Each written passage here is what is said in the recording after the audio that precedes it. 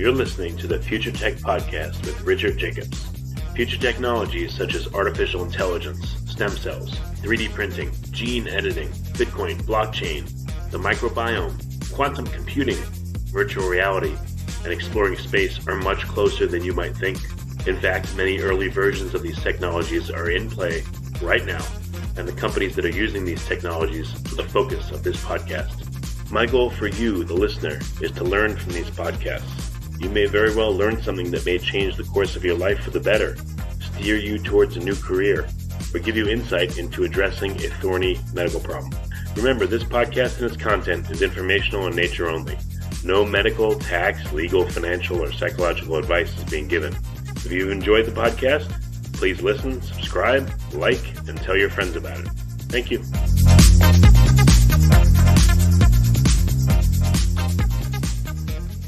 Good morning, good afternoon, or good evening, depending on where you are in this world. This is Tracy Murder with the Future Tech Podcast. Today, I have a very exciting guest that I'm glad is here to chat with us today. Carlos Cruz, Chief Executive Officer of Clicktool. Carlos, welcome, and thank you so much for joining us on the show today. Yeah, thank you so much for having me. Super excited. Well, Carlos, why don't we start out with, tell me what is the backstory, first of all, behind Clicktool, what is, and how did you all get started? So, well, that's a long story, but yeah, okay. So I started actually, I've been in the online marketing space all my life, pretty much. So I've been buying traffic for years and years, and I, started an agency now. And we have some pretty big clients. And I just, I had a lot of problems in terms of like our tracking functionality. We wanted to improve traffic. We wanted to monetize, our traffic a lot better. And we just didn't have the tools to do that. So I decided to kind of just build my own. And then we're here in Santa Monica, and we just hired, we've slowly been hiring developers, like the most talented developers we can find, and putting together this tracking tool, which we kind of built with ourselves in mind. So when did you guys get started? How long have you been running Clicktool? So we've been working on Clicktool sort of before we launched. We spent about a year kind of experimenting, and then we launched about 3 months ago. So we're pretty new. Awesome. We're still, yeah.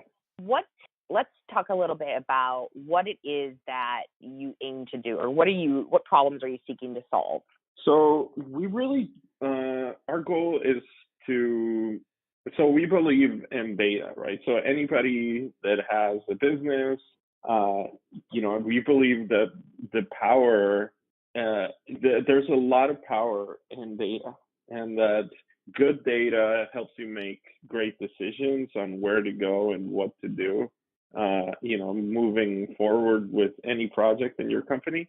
So our goal is really just to provide insights into your data. Our first goal is really to track all the things, to track a lot of data for you to just have insights into who your customers are.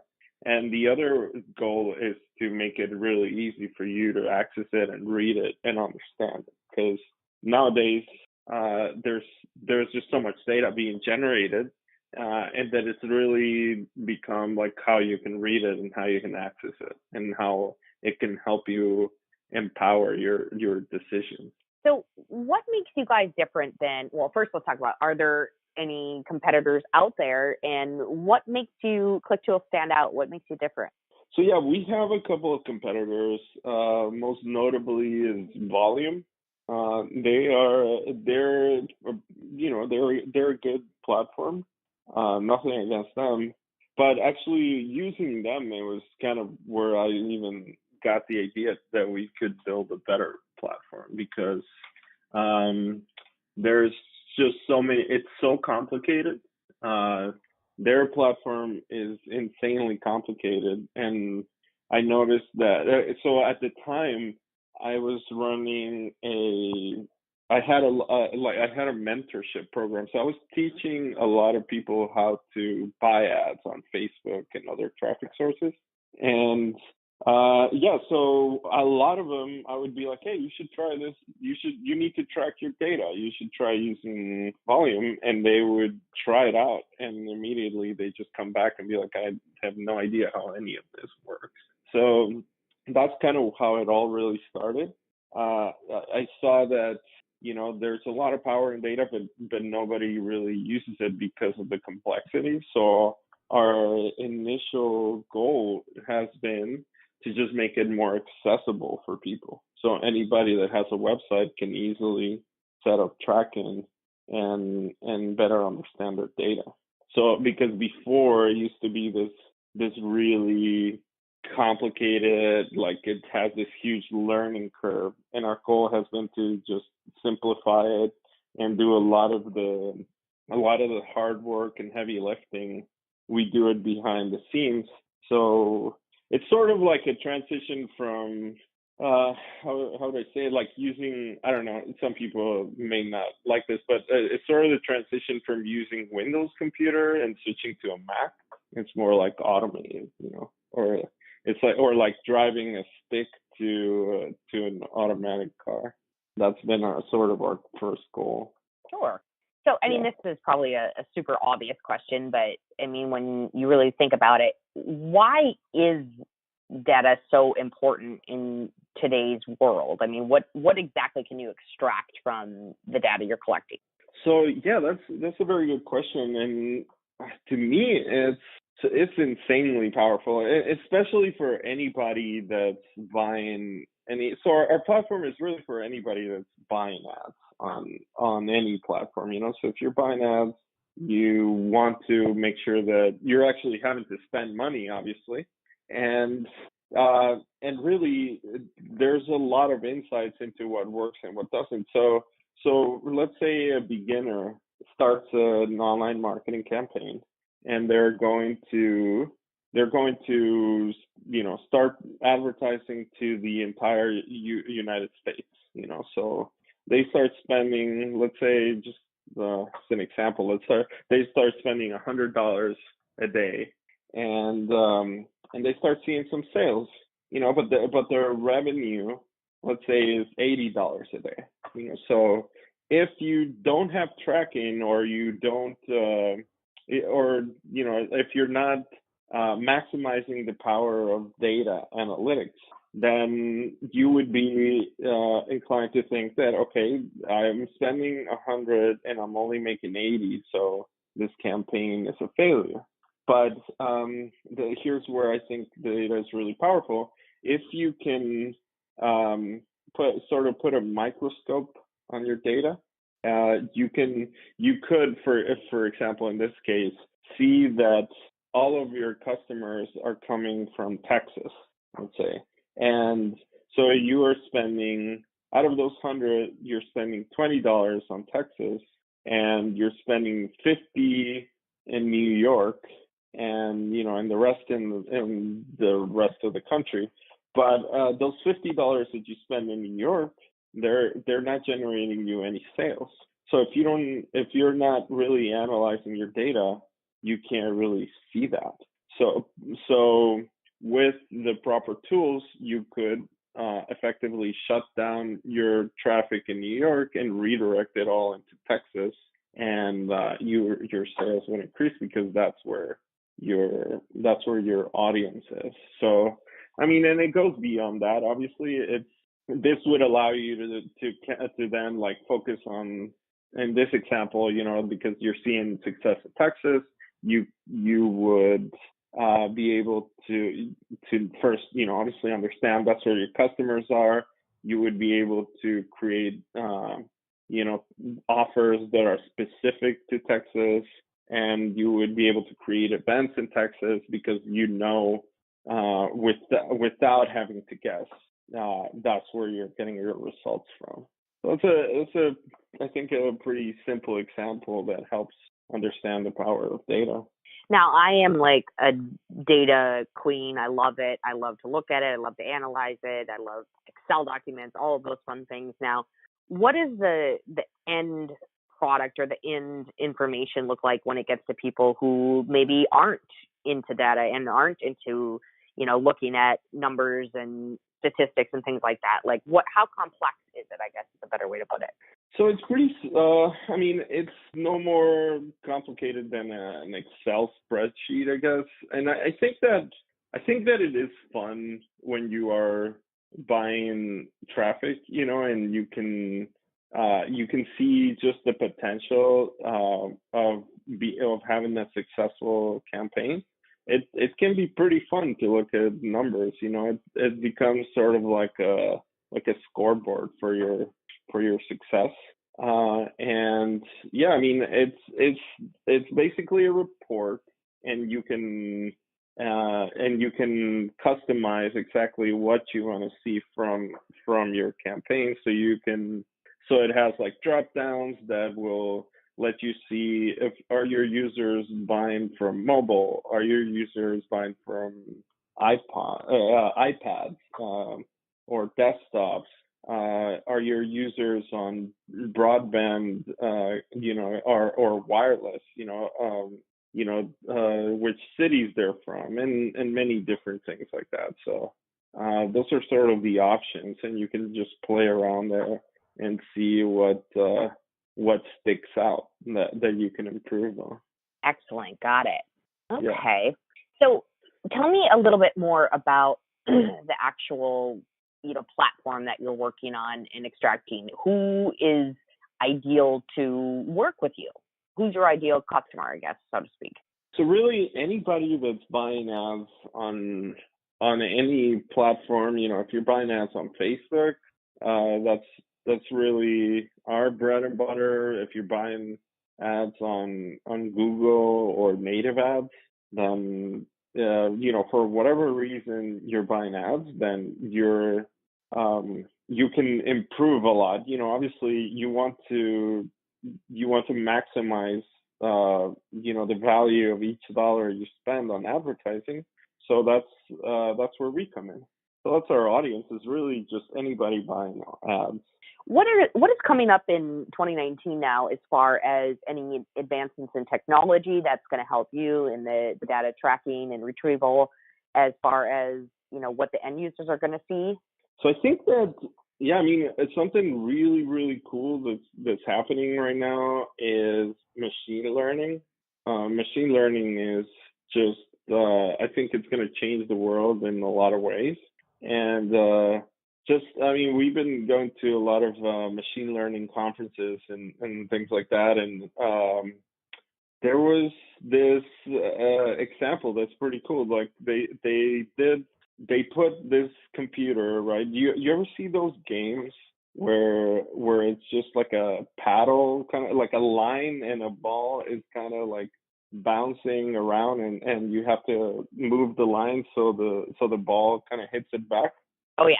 Yeah, so they put this computer with the machine learning algorithm on it. They just set it loose, and it said, okay, every time you hit the ball with the line, you'll get like a point, and it's a good thing. That's all they taught it, and with the machine learning algorithm, right? So it would play for a while, and at first it just sucked. It was like the worst player ever, and it wouldn't even hit the ball.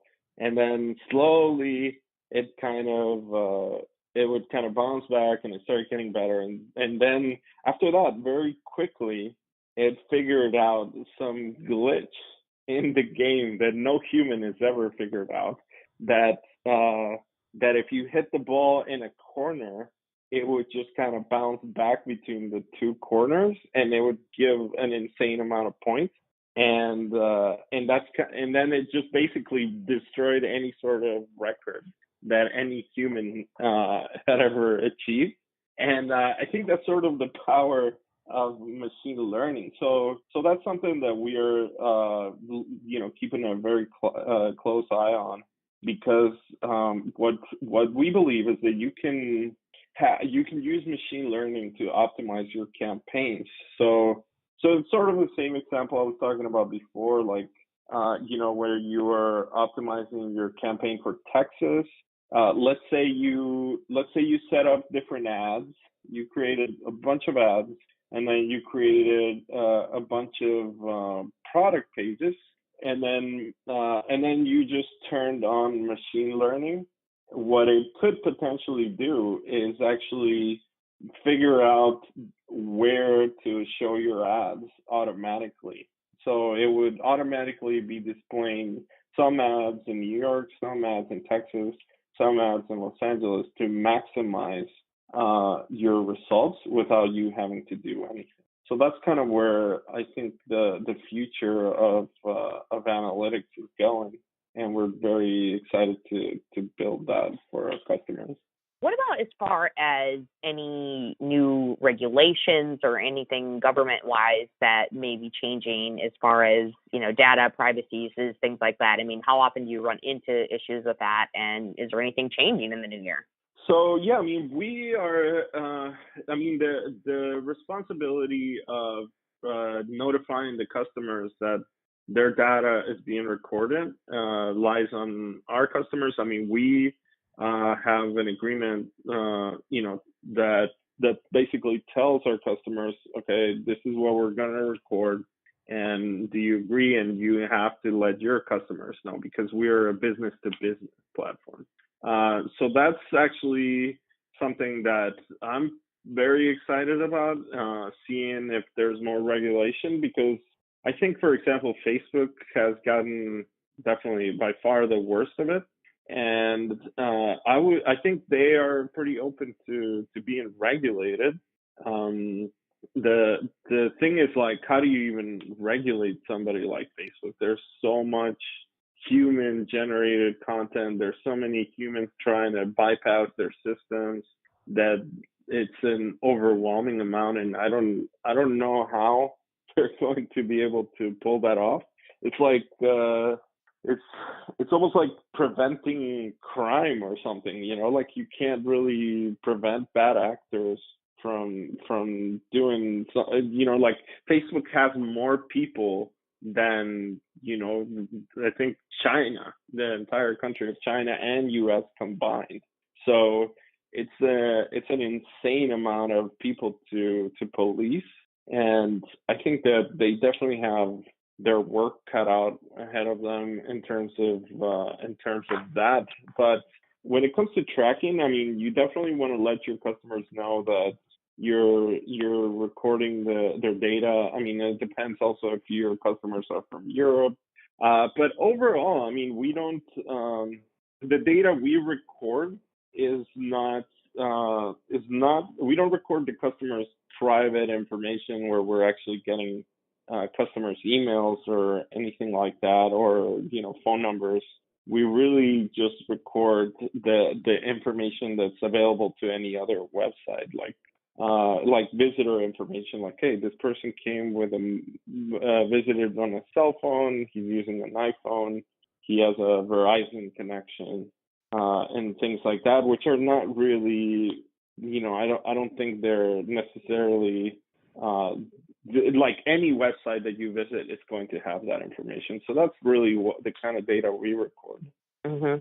Carlos, anything else new for Clicktool that you guys are working on that you were able to share with us? In the next year, next 2 years. Yeah, I mean, really, our goal right now is because we just launched, we're in beta, so our goal is to make because we have so many customers coming in, and then we're learning a lot from them. So our goal right now is really to get a core tracking product that serves everyone. So different people use our tracking platform in different ways. So that's really our goal for the next year or so, is to just make the best tracking platform on the market. And then after that, we'll get into machine learning, and also we're going to allow people to create landing pages on our platform. How would that work exactly then? So when you have, let's say you're buying ads, the first thing that you want to do is create a landing page. So a landing page, what it is really like a one-page website, or like a one page in a website that will simply have an article that talks about the product, show testimonials, show videos. The functionality of a landing page is not necessarily to take the order. The functionality is just purely to sell the product, to make it appealing, and then redirect them to the order page. So that's without that, I mean, the difference when you're buying ads, when you don't use a landing page, the difference is very, very significant. So most people that know what they're doing when they're buying traffic use landing pages. So our goal is to create a system that just allows them to create powerful pages, so we can again kind of serve our bigger goal, which is to help our users make more money with their marketing.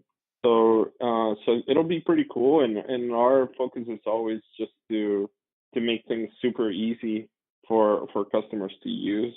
So that's the goal. Awesome. Well, Carlos, I really appreciate you coming on the show today. This has been great for myself as well as our listeners.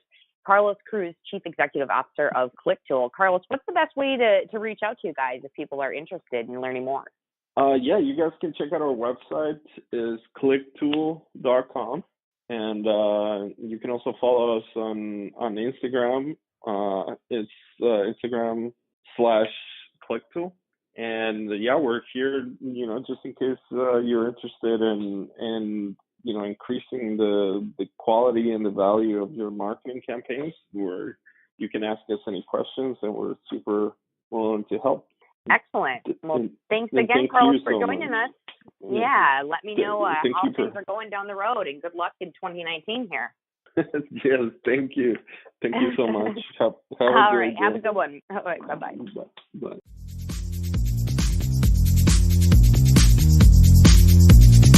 You're listening to the Future Tech Podcast with Richard Jacobs. Future technologies such as artificial intelligence, stem cells, 3D printing, gene editing, Bitcoin, blockchain, the microbiome, quantum computing, virtual reality, and exploring space are much closer than you might think. In fact, many early versions of these technologies are in play right now, and the companies that are using these technologies are the focus of this podcast. My goal for you, the listener, is to learn from these podcasts. You may very well learn something that may change the course of your life for the better, steer you towards a new career, or give you insight into addressing a thorny medical problem. Remember, this podcast and its content is informational in nature only. No medical, tax, legal, financial, or psychological advice is being given. If you enjoyed the podcast, please listen, subscribe, like, and tell your friends about it. Thank you.